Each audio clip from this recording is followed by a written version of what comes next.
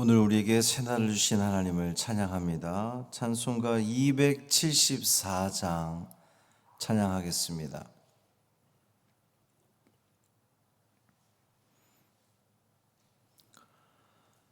찬송 274장 나 행한 것 죄뿐이니 찬양함으로 새벽 기도회를 시작하겠습니다. 나 행한 것 죄뿐이니 주 예수께 비옵기는 나의 몸과 나의 맘을 깨끗하게 하옵소서. 물 가지고 날 씻든지 불 가지고 태우든지 내 안과 밖 다 닦으사 내 모든 죄 멸하소서. 내 어두운 눈 밝히시니 참 기쁘고 고마우나 그보다 더 원하오니 정결한 마음 주옵소서. 물 가지고 날 씻든지 불 가지고 태우든지 내 안과 밖 다 닦으사 내 모든 죄 멸하소서. 정결한 마음 그 속에서 신령한 빛 빛이 오니 이러한 마음 나 얻으면 눈까지도 밝으리라. 물 가지고 날 씻든지 불 가지고 태우든지 내 안과 밖 다 닦으사 내 모든 죄 멸하소서. 못된 행실 다 고치고 악한 생각 다 버려도 주 앞에서 정결타고 자랑치는 못하리라. 물 가지고 날 씻든지 불 가지고 태우든지 내 안과 밖 다 닦으사 내 모든 죄 멸하소서. 아멘. 사도신경으로 우리의 신앙을 고백하겠습니다.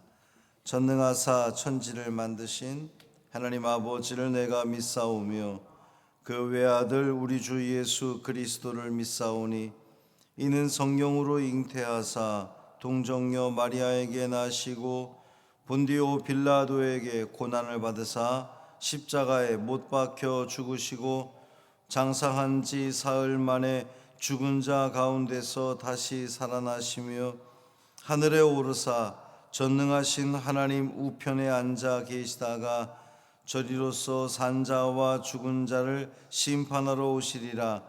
성령을 믿사오며 거룩한 공회와 성도가 서로 교통하는 것과 죄를 사하여 주시는 것과 몸이 다시 사는 것과 영원히 사는 것을 믿사옵나이다. 아멘. 에스겔 7장 1절부터 13절까지 말씀입니다.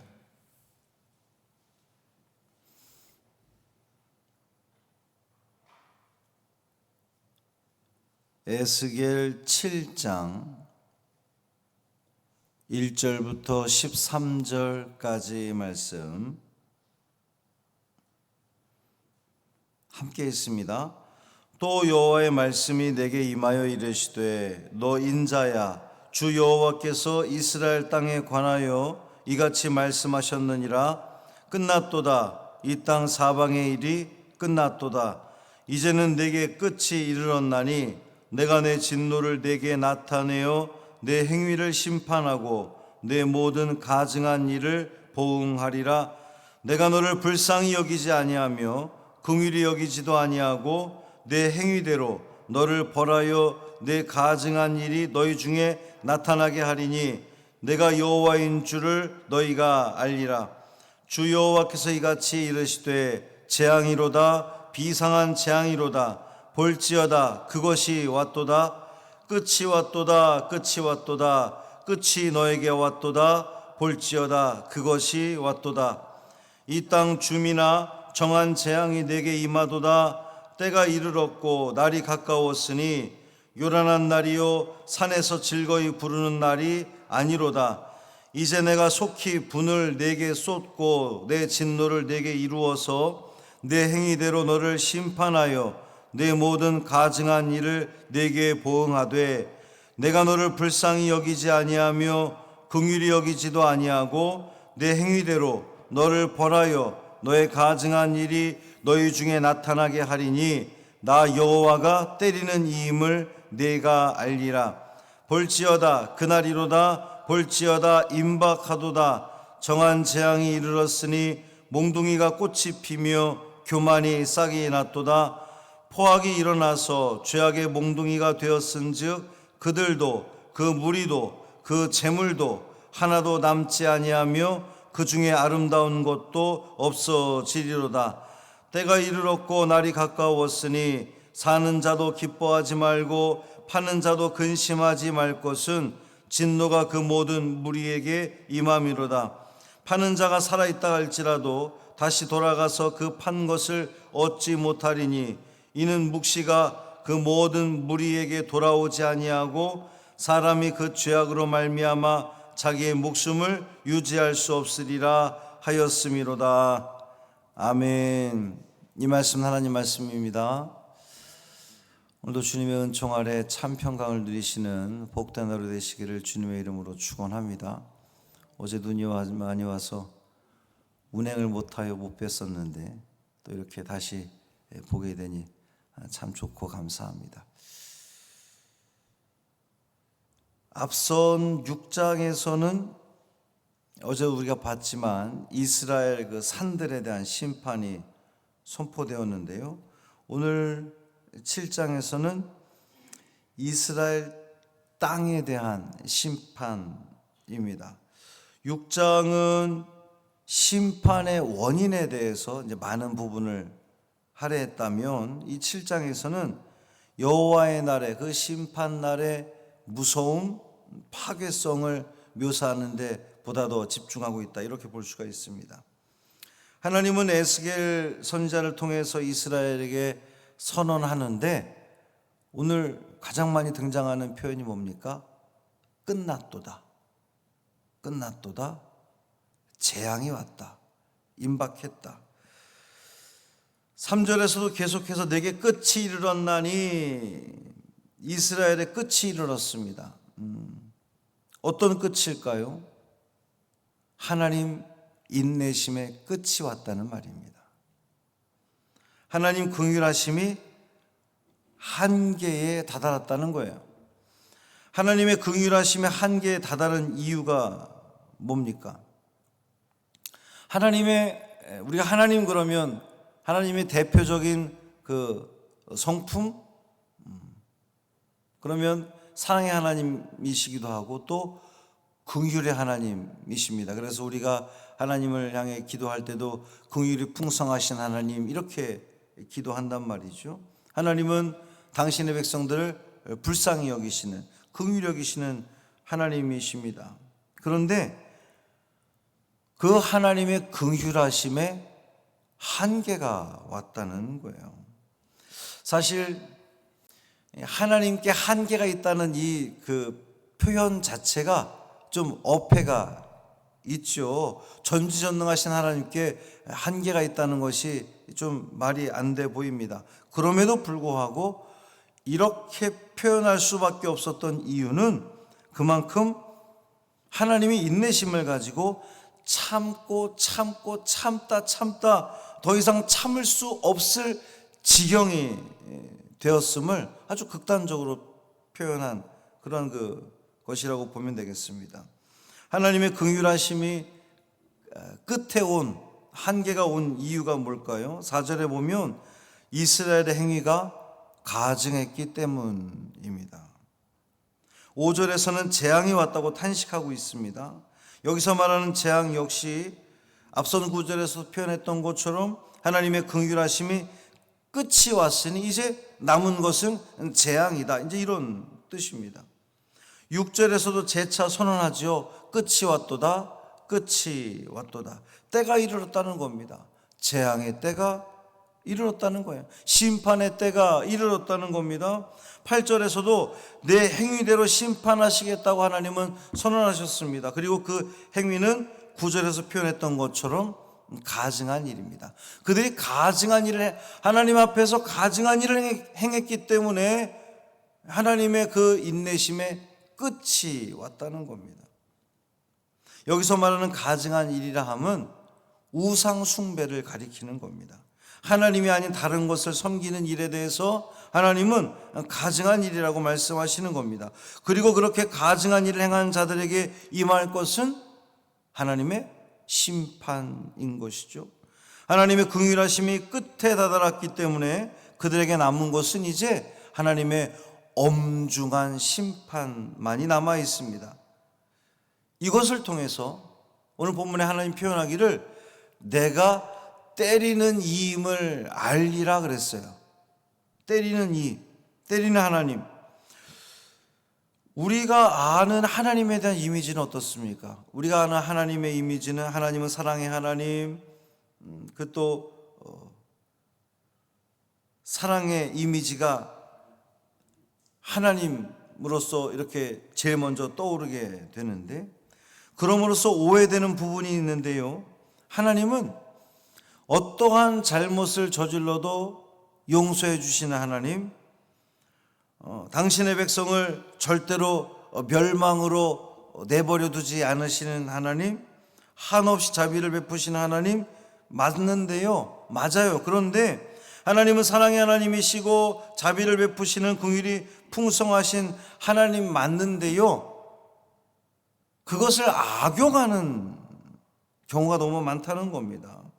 하나님은 긍휼의 하나님이시니 내가 우상을 섬기던, 내가 말씀대로 살지 않던 하나님은 절대로 나를 버리지 않을 것이라고 하는 착각, 오만. 이제 이것을 에스겔서를 우리가 계속 읽어 내려가면서 우리에게 깨우쳐주는 말씀인 것이죠.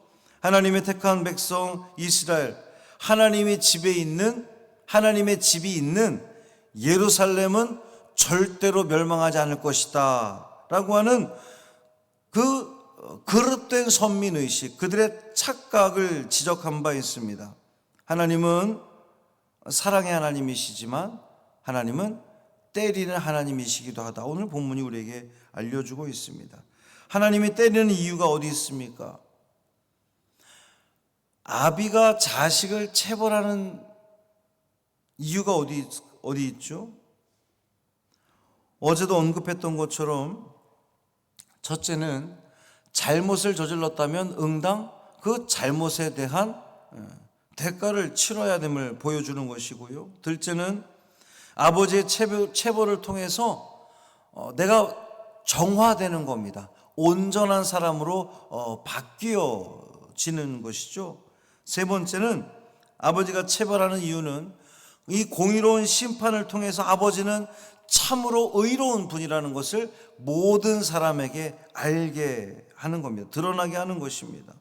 사랑하는 성도 여러분, 끝이 오기 전에 돌아서십시오.